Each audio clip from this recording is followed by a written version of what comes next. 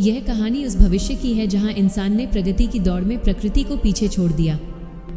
साल 2085 में आसमान नीला नहीं बल्कि धूल भरे स्लेटी रंग का हो चुका था और दुनिया की बड़ी बड़ी नदियां अब केवल नक्शों पर नीली लकीरें मात्र रह गई थी। ऑक्सीजन अब मुफ्त नहीं थी, इसे सिलेंडरों में खरीदा जाता था और केवल अमीर लोग ही शुद्ध हवा का आनंद ले पा रहे थे। पूरी पृथ्वी पर हरियाली का नामो निशान मिट चुका था, सिवाय सहारा रेगिस्तान के बीचों बीच बने प्रोजेक्ट ईडन के, जहां एक कांच के विशाल गुंबद के अंदर दुनिया का आखिरी बरगद का पेड़ खड़ा था।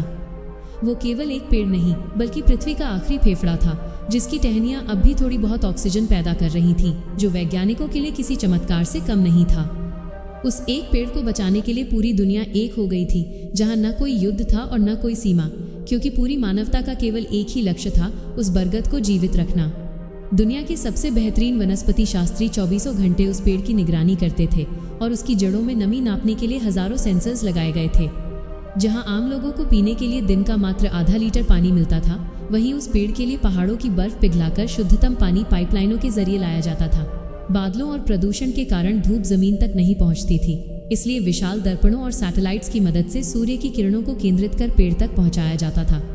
एक दिन उस गुंबद के मुख्य वैज्ञानिक डॉक्टर आर्यन ने देखा कि पेड़ की पत्तियां पीली पड़ रही हैं, जिसे देख पूरे विश्व में मातम छा गया और लोग इबादत गाहों में दुआएं मांगने लगे।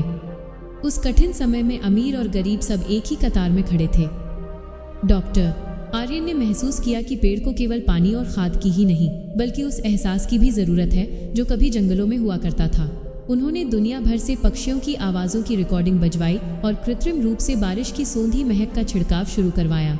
हफ्तों की इस कड़ी मेहनत के बाद एक सुबह गुंबद के भीतर से एक सुखद खबर आई कि उस बूढ़े बरगद की एक सूखी टहनी से एक नन्ही सी हरी कोपल फूट रही थी। पूरे विश्व के न्यूज़ चैनलों पर बस यही एक खबर छाई थी और लोग खुशी से सड़कों पर उतरकर एक दूसरे को गले लगाने लगे। वो छोटा सा पत्ता इस बात का प्रतीक था कि प्रकृति अभी हारी नहीं है, और इस घटना ने इंसानों को सिखा दिया कि जिस ऑक्सीजन को उन्होंने कभी मुफ्त समझकर बर्बाद किया था, उसकी असली कीमत क्या है। आज वो पेड़ जिंदा है क्योंकि इंसानों ने अपने स्वार्थ को छोड़कर समर्पण के रास्ते को चुना।